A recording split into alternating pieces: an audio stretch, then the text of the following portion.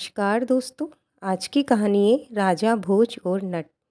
आज हम सुनेंगे कहानी में कैसे एक राजा का घमंड तोड़ा बाजीगर ने। आइए अब बढ़ते हैं कहानी की ओर। आज से 2000 वर्ष पहले की बात है। धार नगरी के राजा भोज 14 विद्या निदान राजा थे, जो उस समय राजाओं में सबसे बुद्धिमान शासक थे।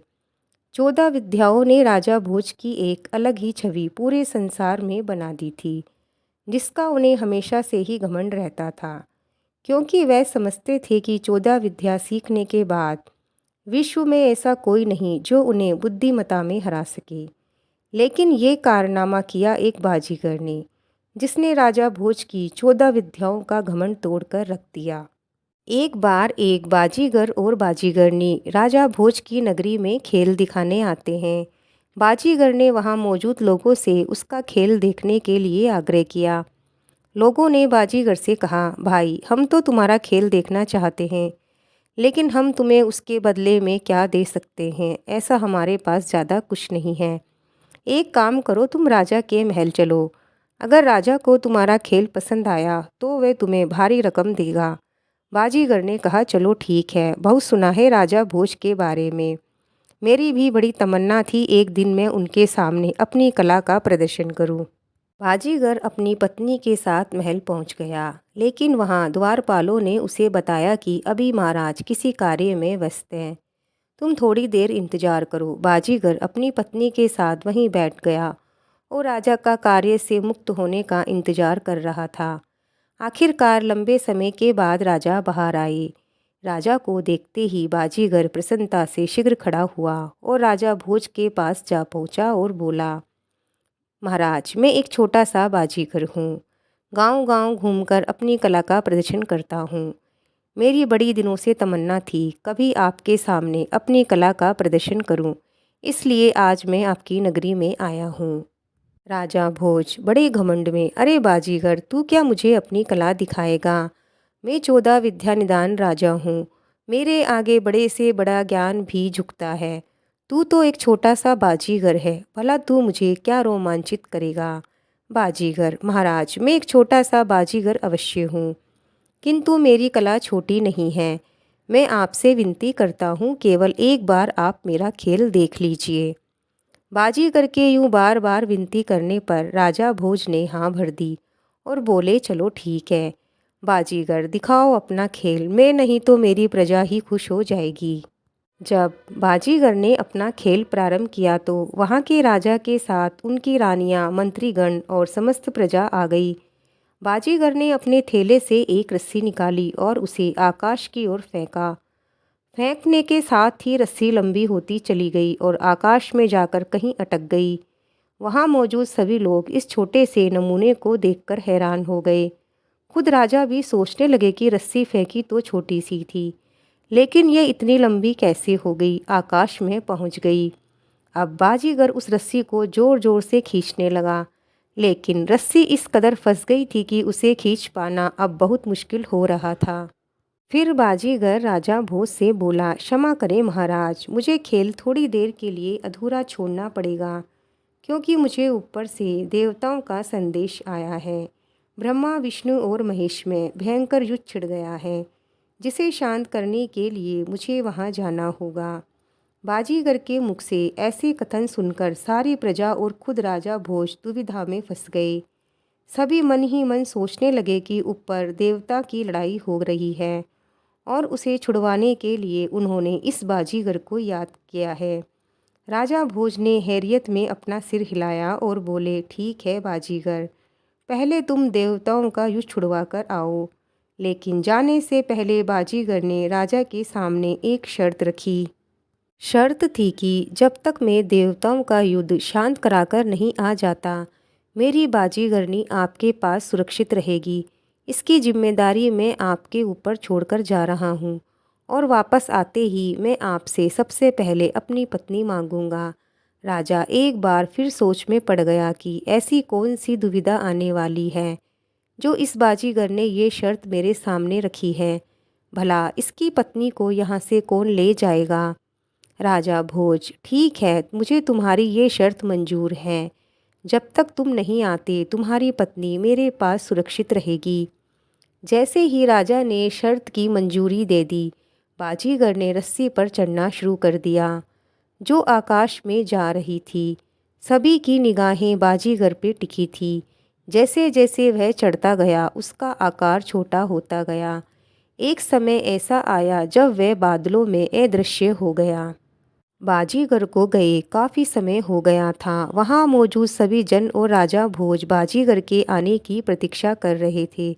लेकिन थोड़ी देर बाद वहाँ मौजूद सभी लोगों ने एक ऐसा दृश्य देखा जो कल्पना से परे था और लोगों में एक रहस्यमयी सवाल बन गया था। उन्होंने देखा आकाश से बाजीगर का एक कटा हुआ पैर आकर धम से धरती पर गिरा। कटा पैर देखकर सभी सुन पड़ गए। सभी की आंखें फटी की फटी रह गई। फिर ये क्या, दूसरा पैर भी आ गिरा। फिर बाजीगर के कटे हुए हाथ आ गिरे। धीरे धीरे उसका सारा शरीर टुकड़ों के रूप में जमीन पर आ गिरा और अंत में उसका मुख, जिसे देखते ही राजा भोज भी अपने सिंहासन से उठ खड़े हुए। अपने पति के शरीर के कटे हुए अंग देखकर बाजीगरनी जोर जोर से रोने लगी। राजा और समस्त प्रजा के मन में कई सवाल उठने लगे। ऊपर क्या हुआ होगा, कैसे हुआ होगा और क्यों हुआ होगा। लोगों ने बाजीगर के कटे अंगों को देख काफ़ी विचार विमर्श किया। अब जब उनके पास कोई दूसरा रास्ता नहीं बचा तो राजा ने उसके कटे अंगों को चिता देने का आदेश दिया। चिता की बात सुनते ही बाजीगरनी उठ खड़ी हुई। रोते रोते बोली, महाराज, मैं अपने पति के साथ सती होना चाहती हूँ।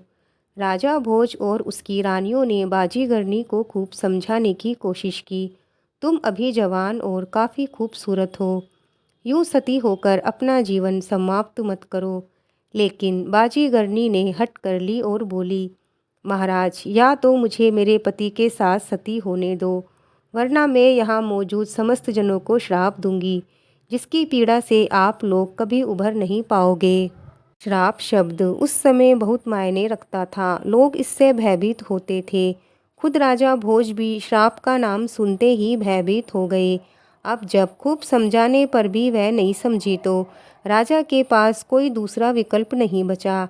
बाजीगर के साथ बाजीगरनी को सती कर दिया गया। लेकिन समस्या यहीं समाप्त नहीं हुई थी। असली समस्या तो अभी बाकी थी। अभी दोनों की चिता ठंडी भी नहीं हुई थी कि राजा और प्रजा ने देखा बाजीगर धीरे धीरे रस्सी से उतरता हुआ वापस आ रहा था। बाजीगर को यूं उतरता देख वहां मौजूद सभी लोगों की आंखें खुली की खुली रह गई। एक बार फिर उनके मन में सवालों का तूफान उठने लगा। अब बाजीगर नीचे पहुंच गया और राजा भोज के सामने आकर बोला, बताइए महाराज, कैसी लगी आपको मेरी कला। मैं आकाश में जाकर वापस आया हूँ। राजा और प्रजा एक मूर्ति की अवस्था में बाजीगर को देखते रहे। किसी की भी आवाज़ मुख से नहीं निकली। सभी लोग एक पल बाजीगर को देखते और एक पल उसकी चिता को, जो अभी ठंडी भी नहीं हुई थी। अब बाजीगर थोड़ा गुस्सा होने लगा और बोला कि मैंने इतना अच्छा खेल का प्रदर्शन किया और कोई भी मेरी प्रशंसा नहीं कर रहा।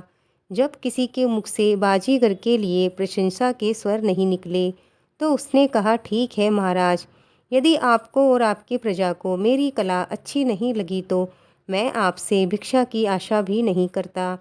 हम किसी दूसरी नगरी में जाकर अपनी कला का प्रदर्शन करेंगे।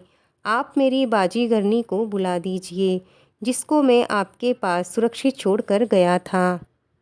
राजा भोज एक पत्थर की मूर्ति की तरह बाजीगर को देखता रहा। बाजीगर अपनी पत्नी को ढूंढने लगा, लेकिन जब काफ़ी ढूंढने पर भी वह नहीं मिली तो बाजीगर ने क्रोध में आकर राजा भोज पर कलंक लगाना शुरू कर दिया। अब राजा को अपनी चुप्पी तोड़नी पड़ी, क्योंकि कोई भी राजा अपने ऊपर यूँ लांछन लगते हुए नहीं देख सकता। राजा भोज बोलते हैं, तुम्हारी पत्नी तो तुम्हारे साथ सती हो गई। राजा ने बाजीगर को उसके जाने के बाद की सारी कहानी बताई। बाजीगर, महाराज, आप एक कपटी और झूठे राजा हैं। जरूर आपने ही मेरी पत्नी को कहीं छुपा दिया होगा। राजा भोज, भला मैं तुम्हारी पत्नी को क्यों छुपाऊंगा। बाजीगर, क्योंकि आप मेरी पत्नी को अपनी रानी बनाना चाहते हैं। मेरी बाजीगरनी जैसी सुंदर और रूपमती स्त्री पूरे संसार में नहीं है। नहीं आपकी कोई रानी इतनी सुंदर है। आप एक चरित्रहीन राजा हैं। सारी प्रजा सुन होकर बैठी रही। राजा भोज ने उसे बार बार समझाने की कोशिश की। तुम मेरा विश्वास करो, मैंने तुम्हारी पत्नी को कहीं नहीं छुपाया। वह तुम्हारे साथ ही सती हुई है। अब तुम अचानक आकर अपनी पत्नी मांगोगे तो मैं कहाँ से लाकर दूँ? बाजीगर, मैं नहीं जानता था कि एक 14 विद्या निदान राजा भी इस कदर झूठ बोल सकता है। मैं स्वयं आपके सामने जिंदा खड़ा हूँ, तो मेरी पत्नी सती कैसे हो सकती है? या फिर आपके मन में ही कोई कपट आ गया है? मेरे जाते वक्त आपने मेरी शर्त अनुसार मुझे वचन दिया था कि जब तक मैं नहीं आता आप मेरी पत्नी को सुरक्षित रखेंगे, और अब जब मैं अपनी पत्नी को वापस मांग रहा हूँ तो आप नाटक कर रहे हैं। मुझे आपसे कुछ भी भिक्षा या दान नहीं चाहिए। आप केवल मेरी पत्नी को मुझे लौटा दीजिए। राजा भोज, बाजीगर, तुम्हें जो सज़ा मुझे देनी है तुम मुझे दे सकते हो, किंतु तुम ही बताओ मैं मरे हुए प्राणी को जिंदा कैसे कर सकता हूँ? बाजीगर, महाराज, यदि मैंने अपनी पत्नी आपके महल से निकाली तो आप क्या करोगे? राजा भोज, यदि तुमने बाजीगरनी को मेरे महल से निकाल दिया तो ये सारा राजपाट मैं तुम्हारे नाम कर दूंगा, और यदि तुम बाजीगरनी को मेरे महल से नहीं निकाल सके तो तुम क्या करोगे? बाजीगर, महाराज, यदि मैं अपनी बाजीगरनी को आपके महल से नहीं निकाल सका तो जितना राजपाट आपका है उससे मैं 2 गुना आपको दूंगा।